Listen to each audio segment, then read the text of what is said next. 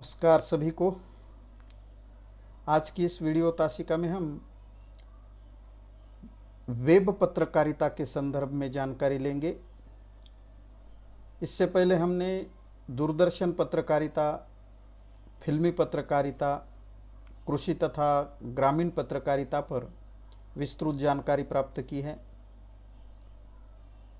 आज जो है ऑनलाइन पत्रिका या वेब पत्रकारिता, इस विषय पर हम चर्चा करेंगे।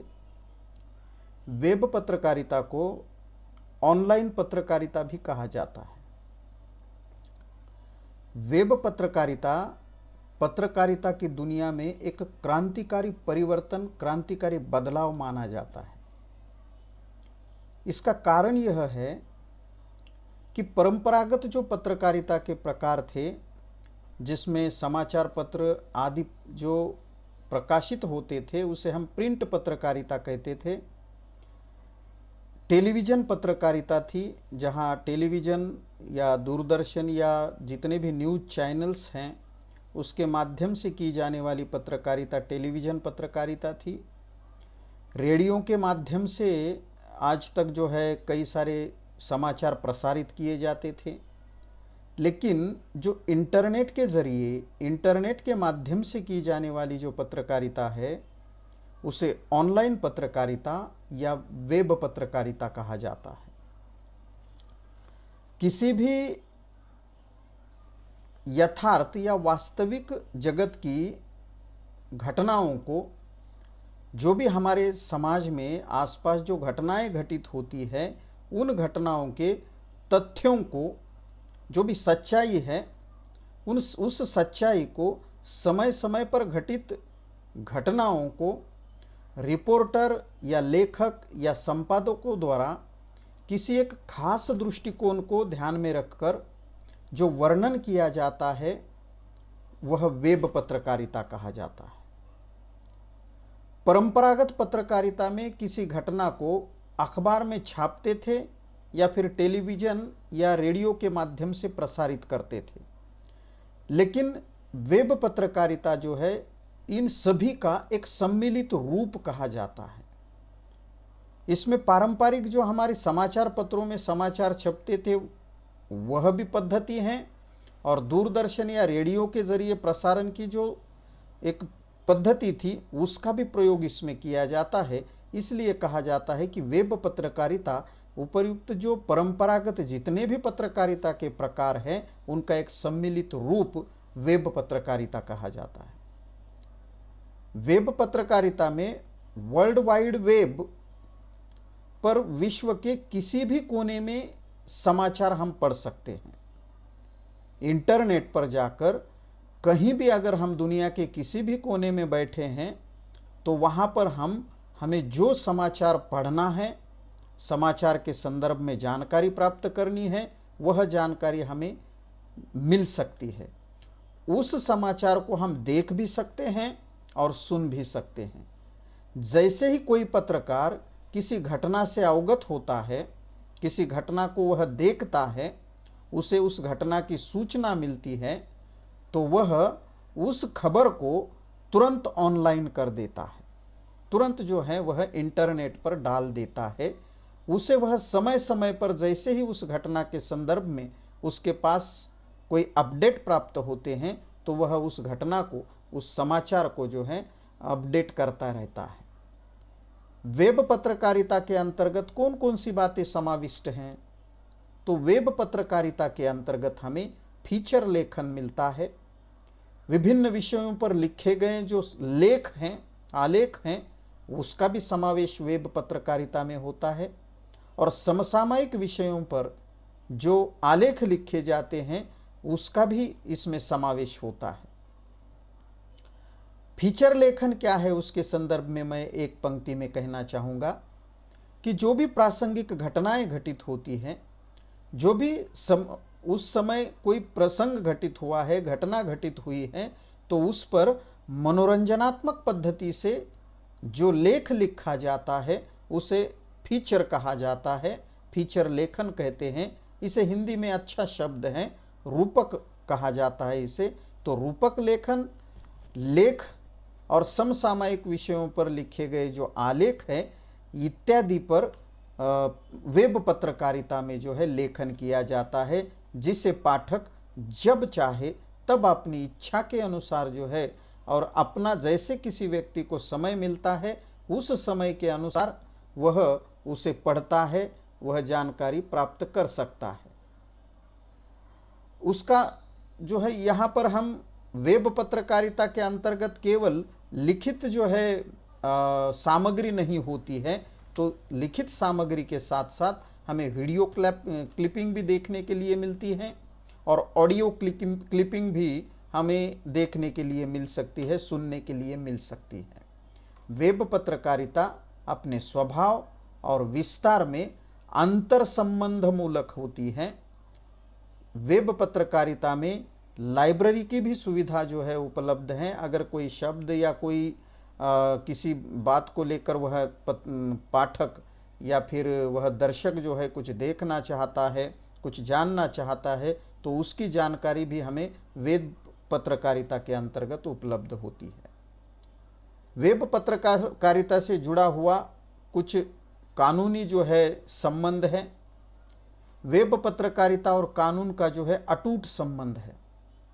18 अक्टूबर 2000 से सूचना प्रौद्योगिकी कानून देश में लागू हुआ और सूचना प्रौद्योगिकी कानून के अनुसार जो है इस कानून में लगभग 4 अनुसूचियों के साथ 13 अध्याय हैं और 90 से ज़्यादा जो है उसकी धाराएं हैं, अनुच्छेद हैं। इस कानून के प्रभावी होने से जो ई दस्तावेज है, मतलब वेब पत्रकारिता पर प्रसारित होने वाली जो भी जानकारी है वो दस्तावेज, वो जानकारी जिसे हम ई दस्तावेज कहते हैं और ई हस्ताक्षर, ये दोनों को कानूनी मान्यता मिली है। आणविक शक्ति दुनिया की सबसे क्रांतिकारी खोज मानी जाती है और आणविक शक्ति के विकास के बाद इंटरनेट 20वीं शताब्दी की सबसे महत्वपूर्ण उपलब्धि मानी जाती है। अगर हम हिंदी साहित्य और हिंदी वेब पत्रकारिता के संदर्भ में जानकारी देना चाहे तो हम कह सकते हैं कि इंदौर से एक नई दुनिया नाम का अखबार निकलता है और इस नई दुनिया अखबार द्वारा वेब दुनिया नाम से पहला समाचार पोर्टल शुरू हुआ। मतलब नई दुनिया नई दुनिया अखबार ने जो वेब दुनिया नाम से समाचार पोर्टल शुरू किया, वह हिंदी की वेब पत्रकारिता का प्रारंभ माना जाता है। हिंदी की वेब पत्रकारिता की यह शुरुआत है, यह नए युग की शुरुआत है। वेब पत्रकारिता आज संपूर्ण देश में और देश में ही नहीं संपूर्ण विश्व में तेजी के साथ जो है फैल रही है और उस गति को देखते हुए हम कह सकते हैं कि निश्चित रूप से आने वाले समय में वेब पत्रकारिता का भविष्य उज्जवल रहेगा। तो ये वेब पत्रकारिता है, जो पत्रकारिता का एक भेद है, पत्रकारिता का एक प्रकार है।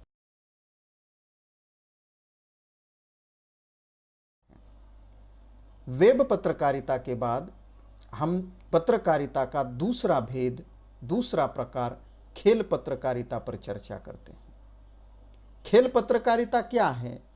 तो खेल पत्रकारिता मतलब अगर हम सामान्य भाषा में कहें तो खेल कूद या क्रीड़ा क्षेत्र से जुड़ी हुई जानकारी देने वाली पत्रकारिता को खेल पत्रकारिता कहते हैं। आज गांव से लेकर प्रदेश मतलब राज्य और देश तथा अंतर्राष्ट्रीय स्तर पर खेलों का महत्व बढ़ गया है, खेलों के प्रति रुझान बढ़ गया है और खेलों को लेकर सभी लोग काफ़ी मात्रा में सचेत हो चुके हैं। ऐसी स्थिति में निजी स्तर से लेकर सरकारी स्तर तक खेलों को बढ़ावा देने के लिए खेल कोटा भी निर्धारित किया गया है। मतलब अगर कोई राष्ट्रीय स्तर का खिलाड़ी है, अंतर्राष्ट्रीय स्तर का खिलाड़ी है, तो उसे सरकारी नौकरियों में या अन्य जगह पर जो है खेल कोटे के अंतर्गत आरक्षण निश्चित किया गया है। ये इसके पीछे जो है किसी को नौकरी देना यह उद्देश्य नहीं है, बल्कि खेलों के प्रति लोगों के मन में रुचि जागृत करना, उनमें चेतना जागृत करना, यह उसका उद्देश्य है। इलेक्ट्रॉनिक मीडिया में खेलों के प्रसारण के लिए बाकायदा प्रायोजक होते हैं। आप लोग जानते हैं कि आजकल एक प्रो कबड्डी नाम का खेल भी शुरू हुआ है। इसके साथ साथ हमारा जो काफ़ी लोकप्रिय है हमारे देश में वह क्रिकेट है, अंतर्राष्ट्रीय क्रिकेट है। तो ये जो क्रिकेट दूरदर्शन या टेलीविज़न पर प्रसारित होता है, ये प्रसारित होने के लिए बाकायदा प्रायोजक होते हैं। आईपीएल का हम क्रिकेट आजकल देख रहे हैं, तो आईपीएल क्रिकेट भी प्रायोजकों की मेहरबानी से चलता है। तो इलेक्ट्रॉनिक मीडिया में खेलों के प्रसारण के लिए बाकायदा प्रायोजक होते हैं। प्रायोजकों द्वारा प्रायोजित करने पर ही वह क्रिकेट हो या अन्य जितने भी खेल हैं वह लोगों तक पहुंचते हैं या दूरदर्शन या टेलीविज़न के माध्यम से प्रसारित होते हैं। इस तरह से जैसे ही प्रिंट मीडिया तथा पत्र पत्रिकाओं में भी खेलों से संबंधित विज्ञापनों की हमें भीड़ दिखाई देती है। हर समाचार पत्र में हम खेल से जुड़ा हुआ विज्ञापन देखते हैं। पत्रकारिता में भी या पत्र पत्रिकाओं में भी हमें खेल से जुड़े हुए कई सारे विज्ञापन देखने के लिए मिलेंगे। इस तरह से खेलों के प्रति लोगों के मन में जागरूकता निर्माण हो रही है और साथ ही साथ खेलों को लेकर जो युवा पीढ़ी है वह भी खेल को लेकर एक करियर के रूप में देख रही है। और यही कारण है कि खेल रिपोर्टरों की और खेल समीक्षा की या खेल समीक्षकों की खेल पत्रकारिता के लिए काफ़ी महत्व उनका जो है बढ़ गया है। वह भी खेल पत्रकारिता भी महत्वपूर्ण बनने जा रही है। अगर हम भारत की बात कहें तो भारत में खेल पत्रकारिता का प्रारंभ जो है सन 1951 से माना जाता है। कुछ लोगों ने आरंभिक खेल पत्रकारिता को दो भागों में बांटा है। एक है अनुदित और दूसरा है मौलिक। अनुदित मतलब क्या? तो अनुदित मतलब अंग्रेजी पत्र पत्रिकाओं के माध्यम से पत्र पत्रिकाओं के द्वारा जो खेल समीक्षाएं प्रकाशित होती थी उन खेल समीक्षाओं को अनुवाद करके वह हिंदी पत्र पत्रिकाओं में उसे प्रकाशित किया जाता था। प्रारंभ में हम अगर हिंदी की बात कहें तो धर्मयुग नाम का साप्ताहिक था और धर्मयुग नाम के साप्ताहिक में बहुत दिनों तक खेल समीक्षाएं छपती थी। और ये खेल समीक्षाएं किन की थी? तो अंग्रेजी खेल समीक्षक जो थे उनसे खेल समीक्षाएं लिखवाई जाती थी और उसका अनुवाद करके धर्मयुग में हर सप्ताह प्रकाशित किया जाता था। सन 1971 में हिंदी की स्पोर्ट्स वीक मुंबई से शुरू हुआ। स्पोर्ट्स वीक जो साप्ताहिक है जो खेल से जुड़ा हुआ है और उसे काफ़ी सफलता भी मिली। फरवरी में 1972 में इंदौर से जो है खेलकूद नाम की एक मासिक पत्रिका निकली, परंतु 8-10 अंकों के बाद ही वह जो है बंद हुई। अन्य पत्रिकाओं का भी यही हाल रहा 1972 के समय। लेकिन सही मायने में अगर हम देखें और सही मायने में अगर हम कहें तो हिंदी खेल पत्रिकाओं का प्रारंभ और जो उनका विकास है 1985 से प्रारंभ हुआ। 1985 के बाद जो है खेल पत्रकारिता काफ़ी मात्रा में बढ़ गई और उसका विकास भी हो गया, उनका महत्व बढ़ गया, उनकी लोकप्रियता बढ़ गई और उसी के साथ साथ खेल रिपोर्टरों को खेल पत्रकारों को महत्व प्राप्त हुआ। खेल पत्रकारिता मतलब स्पोर्ट्स जर्नलिज्म खेल पत्रकारिता लेखन का एक रूप है जो खेल विषय और घटनाओं पर रिपोर्ट करता है। यह खेल की जो घटनाएं हैं, घटनाओं को या एथलेटिक के बारे में लिखने का अभ्यास या व्यवसाय है। खेल पत्रकारिता में क्या है? तो ये एक ऐसा लेखन का रूप है जिसमें खेलों से संबंधित जानकारी होती है, खेलकूद से जुड़ी हुई घटनाओं की जानकारी होती है और खेल के विषय में लिखे गए लेख होते हैं। साथ ही साथ इसमें एथलेटिक के बारे में जो है अभ्यास होता है और व्यवसाय होता है, उसे खेल पत्रकारिता कहा जाता है। कुछ समय पहले तक जो है पत्रकारिता के इस रूप को बहुत अधिक महत्व नहीं दिया गया था, लेकिन अब तेज गति से लगातार जो है खेल पत्रकारिता का महत्व बढ़ रहा है। आधुनिक युग में खेल के प्रति पाठकों की रुचि भी बढ़ रही है और एक समय था जब हम जानते हैं कि जब भी क्रिकेट लगता था तो रेडियो पर कमेंट्री सुनने के लिए पूरे मोहल्ले के लोग इकट्ठा हो जाते थे और सब मिलकर रेडियो पर वह कमेंट्री सुनते थे।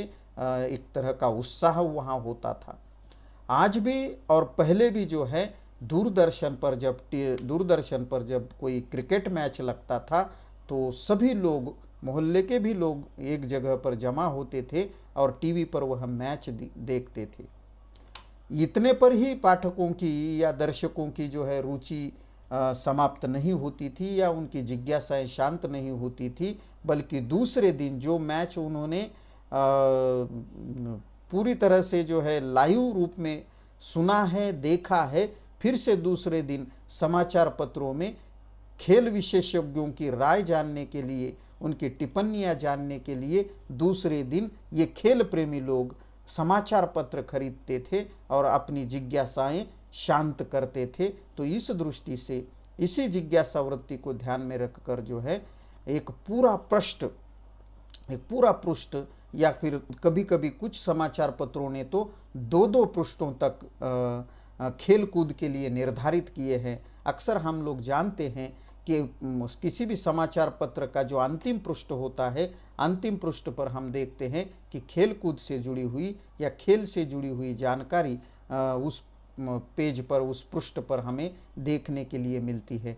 आज भारत की जितनी भी भाषाएं हैं उन सभी भाषाओं में और हिंदी के साथ साथ सभी भाषाओं में जितने भी समाचार पत्र देश में प्रकाशित होते हैं उन सभी में हमें खेल कूद से जुड़े हुए समाचार भी मिलते हैं। और सभी समाचार पत्रों में मैं दावे के साथ कहता हूँ कि सभी समाचार पत्रों में हमें खेल कूद से जुड़े हुए कम से कम 1 या 2 पृष्ठ हमें पढ़ने के लिए मिलते हैं। ये खेल पत्रकारिता का बढ़ता हुआ महत्व बताने वाली ही बात है। साथ ही साथ किसी भी चैनल्स को आप ले लीजिए, मनोरंजन जगत की खबरें हो, राजनीति से जुड़ी हुई खबरें हो, आर्थिक गतिविधियों से जुड़ी हुई खबरें हो, उसके पश्चात जो खबर आती है वो क्रीड़ा क्षेत्र की खबर होती है, वो खेल कूद की खबर होती है। इसलिए हम कह सकते हैं कि खेल पत्रकारिता ने दूरदर्शन मीडिया या टेलीविज़न मीडिया, वेब मीडिया तथा जो पारंपरिक हमारा प्रिंट मीडिया है उन सभी में अपनी एक विशेष जगह बनाई है और अपना एक विशेष पाठक वर्ग या दर्शक वर्ग भी बनाया है। तो इस दृष्टि से खेल पत्रकारिता का भी महत्व दिनों दिन बढ़ता जा रहा है और खेल पत्रकारिता एक पत्रकारों की दृष्टि से एक उज्जवल भविष्य की ओर संकेत करने वाली बात है। यह भी एक करियर का एक अच्छा मौका हो सकता है। इस दृष्टि से भी युवाओं ने इस ओर देखना चाहिए। आज के लिए बस इतना ही। हम अगले वीडियो के साथ अगले विषय को लेकर फिर से उपस्थित होंगे। धन्यवाद।